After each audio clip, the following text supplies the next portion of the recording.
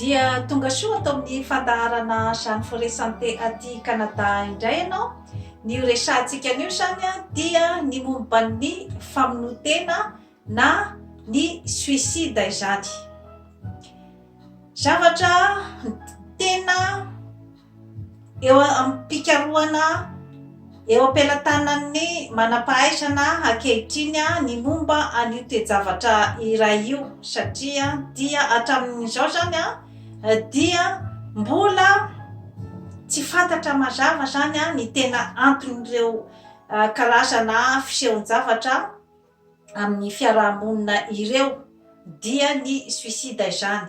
Kanefa misy ihany nefa ny fikarohana maromaro izay manamarina zany ny hoe inona no antony mahatonga ny famonotena amin'ny olombelona iray, satria ahitana famonotena zany na hatrany amin'ny ataontsika hoe faran'izay mpanan-karena indrindra sy hatrany amin'ny mahantra indrindra zany eo amin'ny fiarahamonina iray. Ary indrindrandrindra moa zany eto Quebec zany no tena misy ny famonotena goavana indrindra ary maro indrindra zany eran'izao tontolo izao.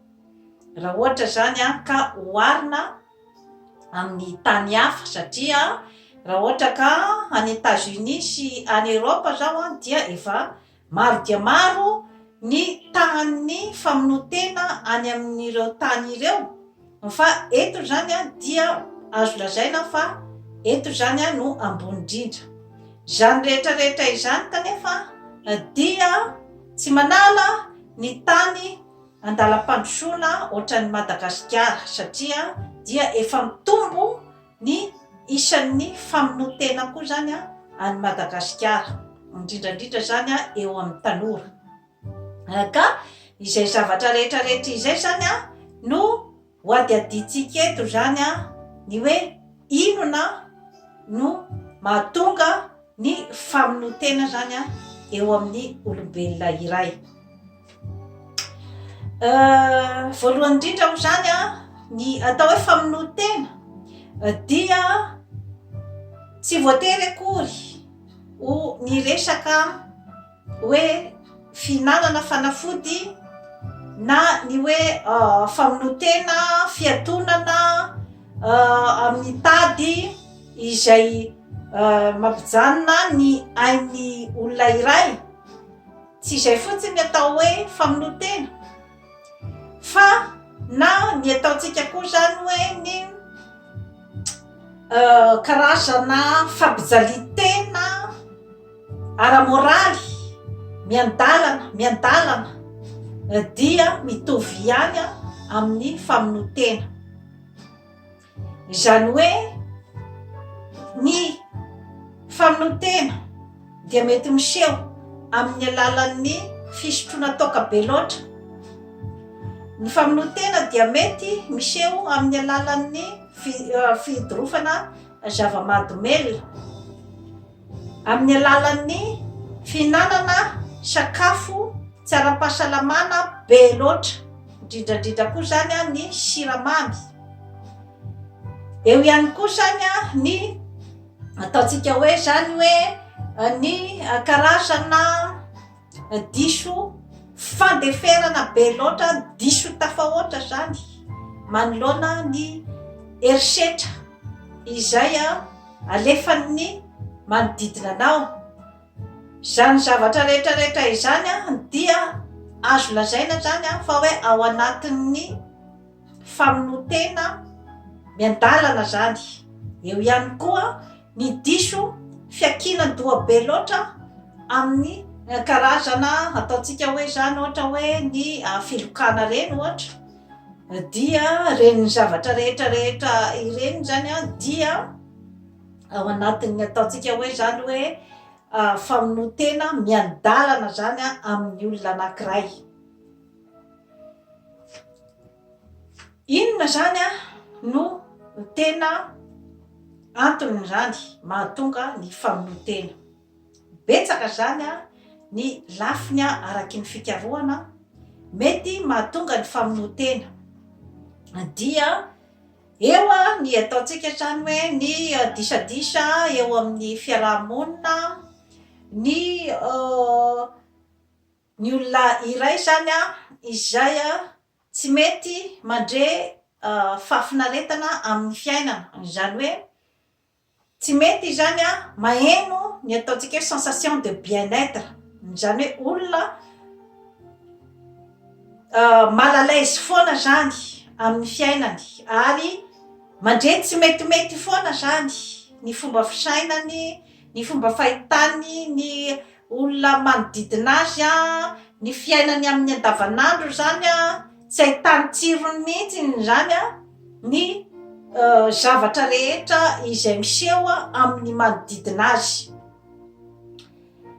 Eo ihany koa zany ny ataontsika hoe olona iray zany izay milona ao anatin'ny dépression nerveuse na ny faharerahan-tsaina izay tsy voatsabo na tsy voara-maso akaiky zany. Eo ihany koa ny mety ho karazana aretina toy ny diabeta, toy ny hypertension artérielle. Eo ihany koa ireo karazana ataontsika hoe zany hoe douleur chronique na ireo fanaitainana izay tsy mety miala mihitsy zany eo amin'ny olona iray. Ireo zavatra rehetrarehetra reo zany dia mety miteraka zany arerahan-tsaina goavana zany amin'ny olona iray ka mety iatefa zany hatrany amin'ny famonoantena. Ka io famonoantena io zany dia tsy misy zany ny hoe fahafantarana azy manokana dia ny mialoha, satria indraindray dia olona mety ho hitanao hoe olona izay mankafy ny fiainana amin'ny andavanandro, olona falifaly lalandava amin'ny andavanandro, dia tapitapika eo dia mamono tena, tranga-javatra misy zany. Misy ihany koa zany ny hoe tranga ihany koa ny amin'ny hoe efa nandefa ihany zany karazana signal ilay olona zany fa ny manodidina zany no mety tsy de tena niraika loatra zany tamin'ilay fampandrenesana. Ka indraindray zany ilay fampandrenesana dia mivantana, zany hoe misy olona zany tena mitsotra hoe tia hamono tena. Amin'izay fotoana zay zany dia tsy tokony zany ho tsinotsiniavy ny manodidina izay resak'izay, fa tokony ho jerena akaiky zany rehefa misy olona zany milaza fa tia hamono tena, satria mety zany io zavatra io tena ho tanterahany, ka eo no mila hijerevana azy ary dia aprisiana zany izy ny andeha hamonjy dokotera. Na ianao ihany koa zany dia manampitamby azy andeha hijery dokotera rehefa ny olona zany no efa miteny zavatra ohatran'izany. Aty amin'ny Amérique du Nord ohatra dia efa misy ireny hoe SOS suicide reny dia raha ohatra misy olona tia hamono tena zany dia miantso. Misy telefônina maro isaky ny région io, tsy mitovy zany ny telefônina isaky ny ville zany, fa jerevo amin'ny internet ny hoe SOS suicide dia amin'ny faritra anankiray zay ohatra hoe Montréal zao dia efa omeny eo daholo zany. Ka raha ohatra ianao zany hoe misy olona iray zany ohatra hoe tia hamono tena izy dia afaka miantso an'ireny telefôny reny zany, satria ao zany no misy ny olona efa nofanina ary manam-pahaizana ny amin'ny hoe fahaizana zany mampiakatra ny moralin'ny olona iray izay milaza hoe te hamono tena. Ka amin'izay fotoana zay zany dia mety izy zany ny ataontsika hoe chance kokoa zany ny tsy aminony lay olona tena. Eo ihany koa zany ny famonotena izay tsy ampoizina, satria mety misy ihany koa any amin'ny ankizy zany zavatra rehetrarehetra izany de zavatra tsy ampoizina amin'ny fiainana, kanefa dia misy.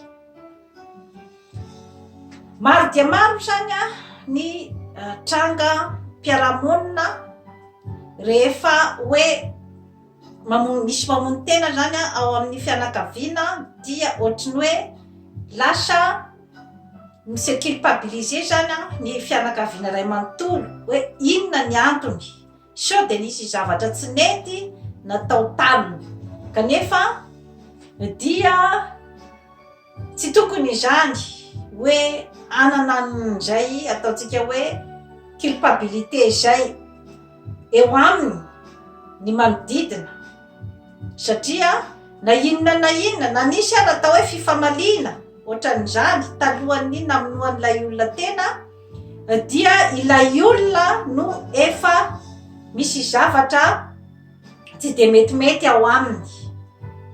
Ny toe-tsainy sy ny toe-panahiny zany efa tsy de milamina loatra, tsy de mety loatra, fa ilay karazana fifamaliana zany no ohatrany hoe niteraka zany an'ilay famono-tena.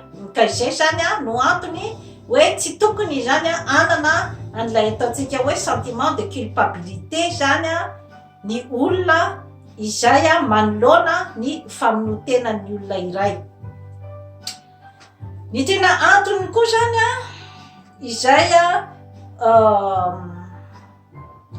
mahatonga azy io, satria ny olona iray izay namono-tena zany dia tsy hoe tamin'iny fotoana iny fotsiny izy no nieritreritry ny hamono-tena, fa zavatra efa tao efa ela zany io zavatra io, fa nisy fotsiny zany ny fotoana nahatapa-kevitra azy zany, ka io dia mety rehefa napa-kevitra dia mety koa zavatra tapotapoka. Maro amin'ireo zavatra mety mahatonga ny famono-tena zany dia ny ataontsika hoe zany hoe ny sorisorom-piainana zany, ny sorisoron-tsaina amin'ny andavanandro, na amin'ny atsotsika amin'ny teny frantsay hoe coup de blues, na ny hoe ny kafara, na ny hoe idée noire, zany rehetrarehetra zany dia zavatra mahalaza daholo zany ny ataontsika hoe sorisoron-tsaina. Ka io dia misy amin'ny olombelona rehetrarehetra ny sorisoron-tsaina, ka ny fahatongavan'io zany dia zavatra tsy de tena misy ataontsika hoe antony manokana ny sorisoron-tsaina, fa mety hoe tonga ho azy fotsiny ohatra hoe mitamberina tapoka aminao ny fahatsiarovana ratsy, mitamberina tapoka ao aminao ny ataontsika hoe ny fahafatesan'ny olona iray izay akaiky anao ohatra, mitamberina tampoka ao aminao ny disadisa nisy taminao sy ny olona, zany hoe ny zavatra tsy metimety rehetra zany misy fotoana hoe mifovo maraina ny olona anankiray dia manana an'izay sorisoron-tsaina tsy fatam-piaviana izay. Mahazo ny olona rehetrarehetra zany, tsy misy olona akory eto ambonin'ny tany dia hoe ho tonga fotsiny hirotsaka fotsiny ohatran'izao zany ny hoe filaminantsaina, de hoe hisy olona de tsy mba misy mihitsy ny sorisoron-tsaina io na hatrany amin'ny olona zay ataontsika hoe faratapony amin'izany fananakarena izany, na ny millionnaire na ny milliardaire, dia voany io coup de blues io daholo, na ny mahatra tsy manana ninonina dia mety ho voany io coup de blues io daholo. Ka ny zavatra tena tokony ho fantarina zany dia io karazan-javatra io, satria samy manana ny fiatrehany azy ny olombelona tsirairay. Misy zany rehefa hoe tonga zany io sorosorotsaina io dia betsaka zany ny hoe tonga dia mandray fanapahan-kevitra zany angalana azy. Zany hoe tonga dia ny anesorana azy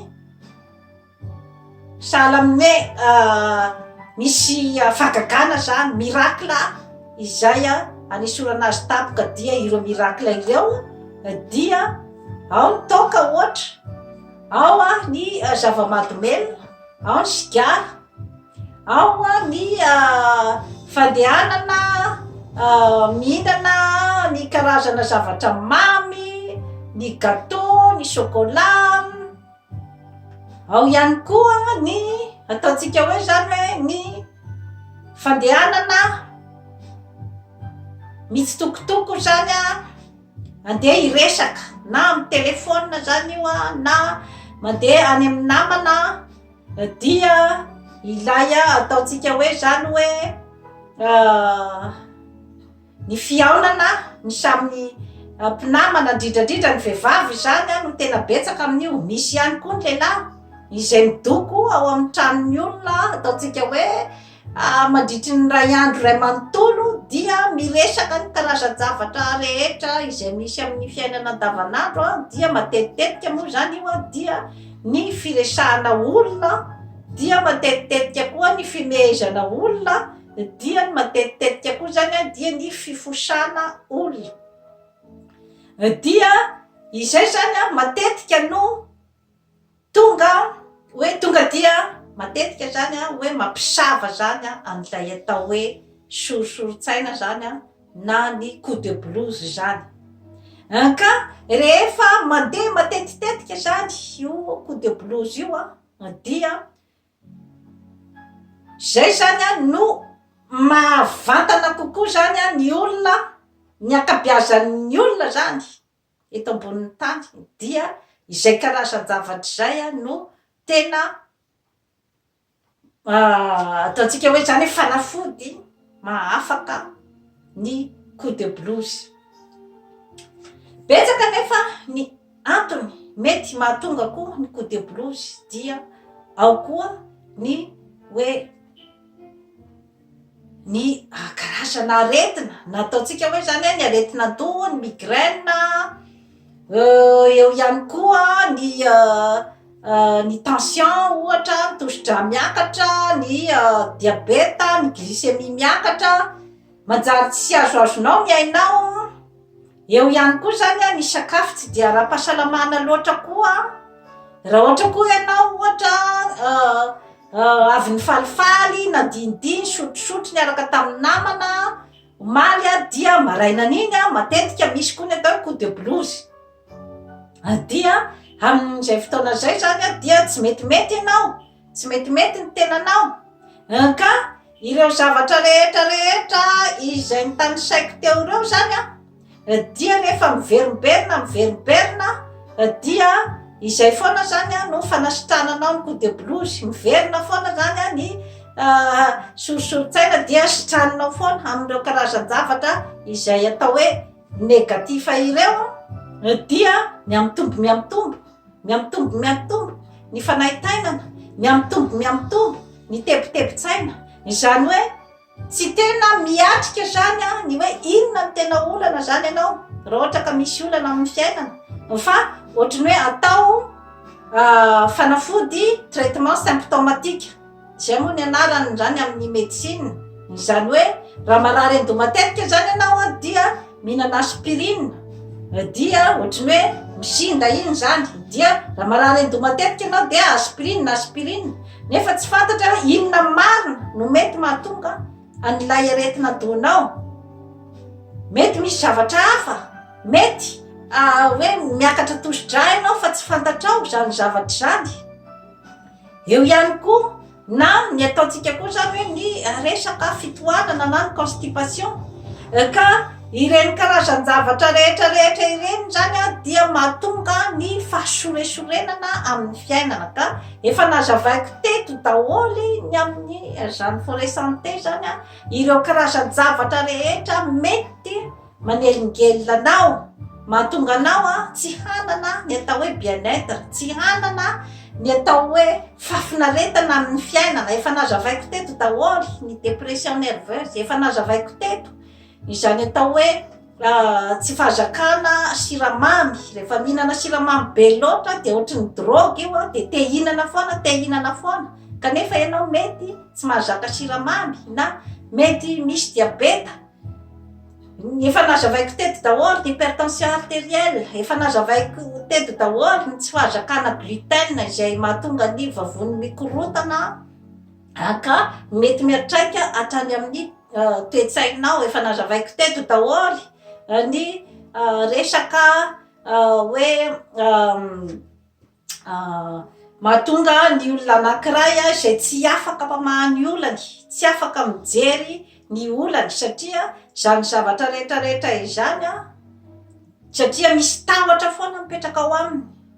Ka raha tsy atrehana zany izay karazana sorisoritsaina, inona marina zany no miteraka ny sorisoritsaina dia mandeha ny fotoana dia miagravy zany io zavatra io dia izay ilay hoe mety zavatra kely choc izay tsy apoizina hoe olona mifamaly na ohatran'izany na misy fakiviana tapoka dia iny no mety miteraka ny famonotena. Ka izay no antony zany anaovako foana zany ny fanentanana ny amin'ny hoe tokony ananan'ny olona anankiray ny ataontsika hoe zany hoe bien-être. Efa nazavaiko teto daholo ny atao hoe inona ny atao hoe asambarana, inona no atongavana amin'izany asambarana izany dia ezaka isan'andro ny amin'ny fihinananao ny sakafo ara-pahasalamana. Tsy kivy aho ny mamerimberina satria dia tsy ampy amintsika malagasy izany fikojana ny vatana, ny saina ary ny fanahy satria dia Amerique du Nord dia efa miditra amin'io daholo izany ny io fitaizana tena io daholo zany ny olona presque ny ataontsika hoe pahalala zany.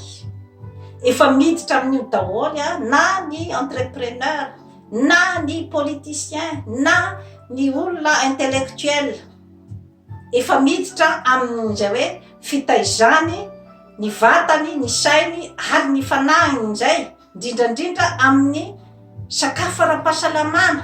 Jereo akaiky tsara mihitsy momba n'izay rehetrarehetra izay satria raha ohatra ianao tsy mihinana sakafo ara-pahasalamana, mikorotana ohatra ny kibonao, ny fitaovam-pandevonankanina mizizitra ny kibonao, amin'ny fomba ahoana no ahafahanao hanana concentration amin'izay zavatra ataonao. Indrindrandrindra efa manomboka mahazo vahana ny fanaovana ordinateur, ny fipetrahana ela be loatra eo amin'ny birao any amintsika any Madagasikara, ny fikanan-doha amin'ny raharaham-pirenena, amin'ny zavatra rehetra zay ataonao dia mila olona alaise tsara amin'ny décision, alaise tsara amin'ny fifandraisana na amin'ny mpiara-miasa na amin'ny olona entinao, dia tokony manana an'izay ataontsika hoe zany hoe lucidité de l'esprit, zany hoe saina izay ao anatin'ny ataontsika hoe zany hoe fahazavana sy ny karazana ataontsika zany hoe maître ny tenanao ianao zany, fa tsy hoe elingelenina retina na elingelenina sorisoritsaina maro manoloana resaka décision goavana izay tokony ho raisinao momba ny entreprise entinao na mikasika koa zany ny olona entinao na ny amin'ny asa fandrarahana zany na amin'ny raharaham-pirenena. Mila an'izay atao hoe maîtrise ny tenanao zay ny olona iray. Ka zany zavatra rehetrarehetra izany dia ezaka isan'andro ny fiatrehanao ny fiainana, inona ny olana ary inona ny vahaolana. Miditra foana ianao zany a ny amin'izay a karazan-javatra zay ary hoe inona ny objectif. Satria io zany a ny objectif amin'ny fiainana zany a ny dia mbola vitsy dia vitsy zany a ny hoe ao Madagasikara no manana an'izay zavatra zay. Inona marina tena antom-pisiana indrindrandrindra zay hoe antom-pisiana zay. Satria rehefa mahafantatra ny antom-pisianao ianao a dia afaka misedra ny fiainana, afaka mamaha olana amin'ny fiainana. Ninona zavatra mitranga dia tokony ho afaka ny olona iray raha ohatra ka salama vatana, salama saina ary salama ara-panahy. Satria ny fiainana dia tsy maintsy misy ny ataontsika karazana obstacle, tsy arakarak'izay zavatra rehetra eritreretinao io. Misy foana ny zavatra ny surprise izay tsy neritreretinao ho tonga amin'ny fiainana. Kanefa moa rehefa tonga eo izy dia tsy maintsy miatrika ianao. Ary rehefa miatrika ianao dia eo no ahitanao hoe iroso ve sa hijanona. Isaky ny misy ny voina zay mitranga, ny zavatra tsy mety dia ny hoe iroso ve sa hijanona. Izay foana no tsy maintsy ka raha ohatra ianao ka manana an'izay ataontsika hoe attitude hoe miroso zay zany dia tokony foana zany ianao manao an'izay hamahana ny olana. Ka zany zavatra rehetrarehetra izany zany dia ilay hoe fitaizana ara-toetsaina tokony ananan'ny olona iray. Maka information, mandehana rehefa amin'ny fotoana hoe mampisy an'ireo sorosorotsaina izay lazaiko ireo dia fomba fanao negativa zany izay no tany saiko teo zay. Ity kosa ny hoe fomba fanao izay pozitiva zany ahitanao foana zany ny ataontsika hoe maromarotry iraisana amin'ny tenanao ary ny ahitanao fahazavana maharitra zany, vahaolana maharitra amin'ny olanao. Rehefa tonga ny sorosorotsaina dia mandehana foana amin'ny zavatra pozitiva. Izany hoe amin'iny ianao ohatra dia miantso olona izay tena atokisanao tandremo fa mila karazana zavatra authentique marina izay hoe iza ny olona tsonao. Olona mbola ampitombo ny sorosorotsainao ve sa olona hanafaka ny sorosorotsainao. Ianao tokony hafantatra an'izay zavatra zay. Eo ihany koa ny rehefa tonga ny sorosorotsaina dia lasa ianao mivoaka kely manao lamarsa ohatra na mandeha ohatra hoe mandeha mijery magazay na atao ara hoe tsy hividy inina ianao fa mandeha mampisava saina. Azonao atao ihany koa dia ny manao ny zavatra zay mahafinafinaritra anao. Ohatra hoe mandeha anao zao ohatra mandeha manao volo ohatra na mandeha mikojakoja vatana, mandeha amin'ny salle de gym reny. Izany zavatra rehetrarehetra zany zany hoe zavatra sady hitaiza ny tenanao no hisy tombotsoa ho anao zany. Afaka ihany koa ianao mamoa ny internet dia mijery izay zavatra pozitiva izay manentana ny sainao andeha amin'ny tsaratsara hatrany. Fa satria raha ohatra ianao ka zatra ny hoe rehefa misy ny sorosorotsaina dia mbola olona manompanopa olona ery ary amin'ny internet koa no hojerenao. Mbola olona feno fahalalana, mbola olona izay miodikodina foana amin'ny ataontsika hoe zany hoe zavatra negatif dia mazava ho azy fa miodikodina eo koa ianao, miodikodina ao anatin'ny negatif. Ka rehefa miverimberina ny negatif, miverimberina dia izay ilay mitondra ny amin'ny ataontsika hoe zany hoe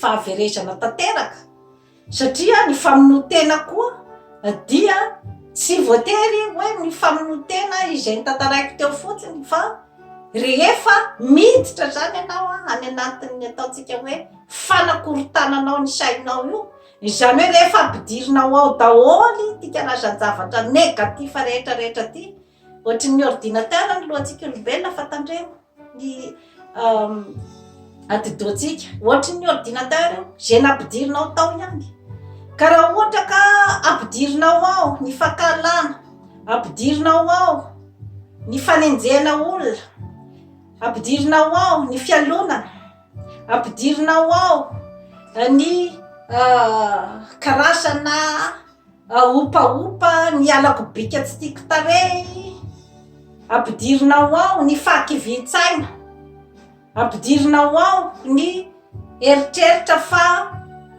ianao dia olona tsy afaka isonitra amin'ny fiainana ary zay olona rehetra misonitra dia akalainao raha ohatra ianao tsy manana ny eritreritra pozitiva mba te hitovy amin-drano na zany raha ohatra ka misy olona zany izay mireusira amin'ny fiainana dia mba te hitovy amin-drano na zany efa inspiration koa fanangesay fa matetika ny antsika ao Madagasikara rehefa misy olona tafita dia te amerina an'iny daholy amin'ny tany am'izay miaraka menjera amin'ny tany daholy dia tsisy tsony ny idéaly tsisy tsony ny hoe mba andeha hitondra ny